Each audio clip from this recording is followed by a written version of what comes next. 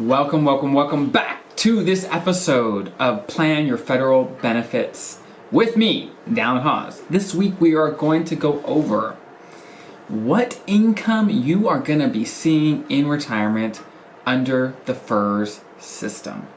You have worked a good career and you are now wondering, hey, can I afford to retire? What income sources can I count on? And you might have, of course, you've heard of your pension, Social Security, TSP. You've heard of all these, but how do they work together? How much am I actually going to get from each of these things, and how do I weave them all together so it is a beautiful retirement plan that works and is optimized to get the most for you? So let's go over it.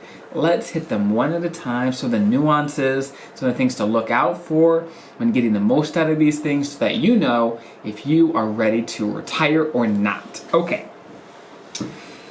The first is, of course, your pension. And sometimes it's called your annuity, but I like to call it a pension because that's more what it's like.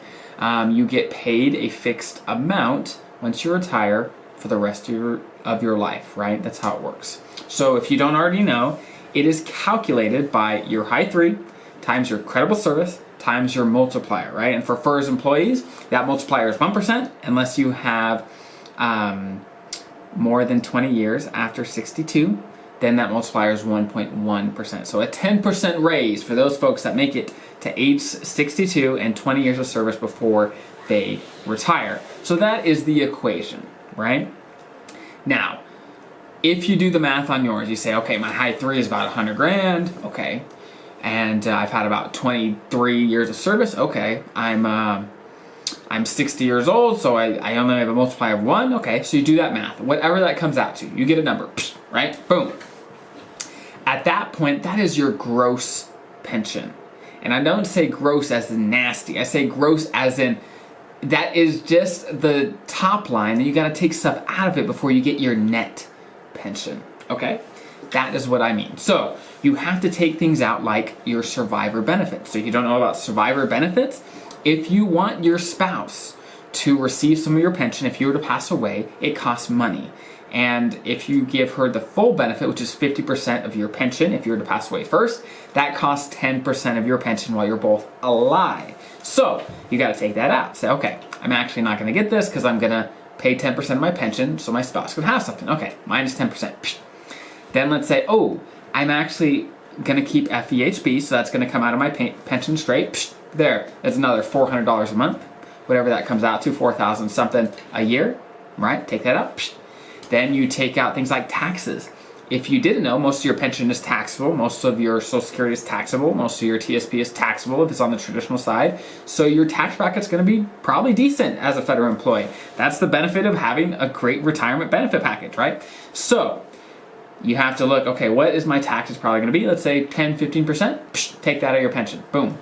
So what are you left with from your pension, let's say every month, after you take all those kind of things out? If you're still doing FEGLI, life insurance, what things are going to come out before you actually see the money and before you actually have an amount that you can actually use for your living, okay? That's the number you want, your net pension, after everything has come out of it already. Okay, now that you have your number, keep that number, have it written down, and we'll get back to it, okay?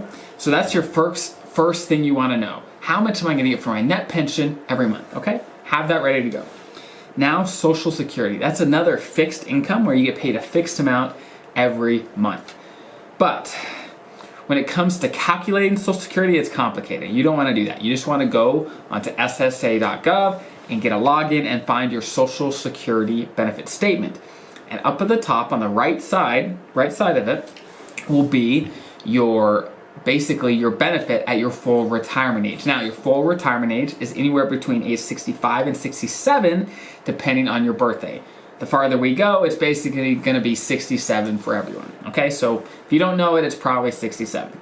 So that is the amount of Social Security benefit you'd get every month if you started your benefits at 67. Now, the hardest question to answer with Social Security is, when do I start Social Security?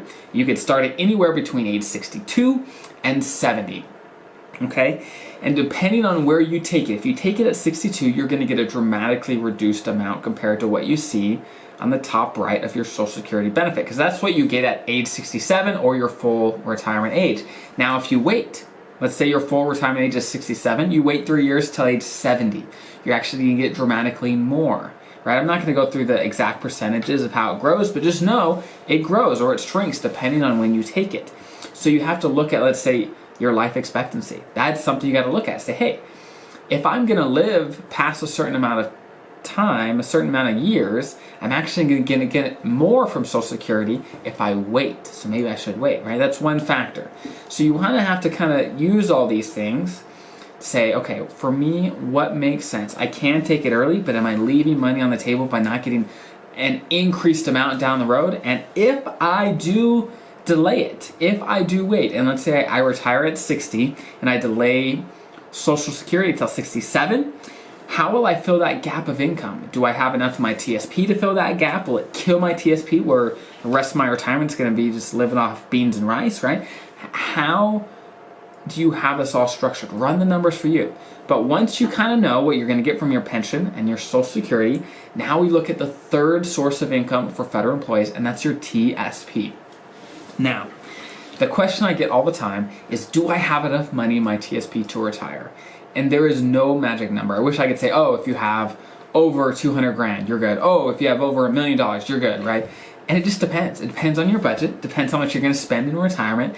It depends on where your pension is and what your Social Security is and Medicare and all these things. It depends on everything depending on what you need in retirement, whether you paid your house off, whether or not, whether you're going to travel. All these things, it kind of weaves in. So you have to look at your situation. But a good way to look at this is to say, hey, okay, my fixed income is my pension and my Social Security. Anything above that those don't provide, I'm going to have to provide from retirement savings or your TSP. So do I have enough, let's say, to cover the gap between when I retire and when I start Social Security? And once you do start Social Security, once you add your pension and Social Security together, what's the gap after that to cover your living? If that covers your entire living, awesome. If not, what's the gap? And of course, we won't know everything. We don't know how much your TSP is going to make. We don't know how fast it's going to grow. We don't know what tax rates are going to be. We don't know inflation. We don't know a lot of things, but you can get a pretty good feel to say, hey, each year in retirement, I'm going to need X amount for my TSP. And there's only 100 grand in my TSP. Is that going to last for, let's say, a 30-year, 35-year retirement? You can get a pretty good feel with some basic assumptions about how much you're going to make when you invest. You could get a pretty good idea just by looking at the numbers, writing them all down. It's not going to be perfect, right? And we're just guessing anyway. Even if you work with a pro, even if you work with me, I'm a financial advisor, I do this all the time. There's still some guesses where there are assumptions. We don't know where inflation's going to be, right? We're guessing based on history. They're educated guesses, but it's still guesses where we don't know exactly how it's going to go. And as we get closer to life events, we'll have more information about what's happening. As you get closer to retirement, you have more information about the environment and the economy, and you'll be able to make better educated decisions. The key is just getting as much information now so you can make adjustments. So let's say you're 5 years out from retirement. You say, hey, look, I don't know exactly what it's going to be, but based on my numbers, it looks like it's going to be pretty tight. Like if I retire when I want to at 62, it looks like it's going to be tight with my TSP. I may be fine, but it may not last 35 years to cover as much as I need to supplement my fixed income, right? So I am going to really dig down right now and invest the next 5 years as much as I possibly can in my TSP to get that beefed up. And when I hit age 62, if I feel like it's plenty beefed up, then we'll make it a decision then. You have to kind of think like this with all the different options, the things that you have to do now to improve your results down the road. But again, those are your three main income sources for most federal employees. Some federal employees have, let's say, military retirement or a disability VA retirement, and you have to kind of take those into account too, if that applies to you. But if not, then you have, of course, your pension, your Social Security, and your TSP, and you have to decide how they will all come together to make, like I said, a beautiful retirement plan that, of course, there are going to be some assumptions in there, or some guesses, but that so that you can get the very most out of it that you can to really maximize those benefits. And so you are educated so you don't get blindsided with rules that you didn't know, or maybe you say, hey, I didn't know that 10% of my pension was going to be reduced if I wanted to survive event. I didn't know that, right? You will get blindsided unless you really start learning. I mean, keep listening to the podcast, keep learning from these YouTube videos, whatever, learn about your benefits so that you're not blindsided by anything in retirement. It's so much easier way before, let's say decades before. I mean, that's the best time to prepare, decades before retirement, but it's way easier a few years before retirement than right at retirement to make adjustments to get to where you want to go. Okay, I hope this is helpful. I hope this is a good reminder to prepare for the future and your incredible FERS retirement. I will see you next week. And again, thank you for making it to the end of my video, the end of my podcast. I hope this brought value to you and your life. My goal with this content is to bring as much value to as many people as I possibly can. So please, if you can, if this brought value to you, please show your support, subscribe, hit the thumbs up, comment, give me feedback about what you want to hear about, what you want to learn about, and how you can get more value out of this, and so that I could do the very best I can to make this the best channel for my viewers, for my listeners, the very best I can. So again, thank you for being here and investing in yourself and in your future. And I will see you next week.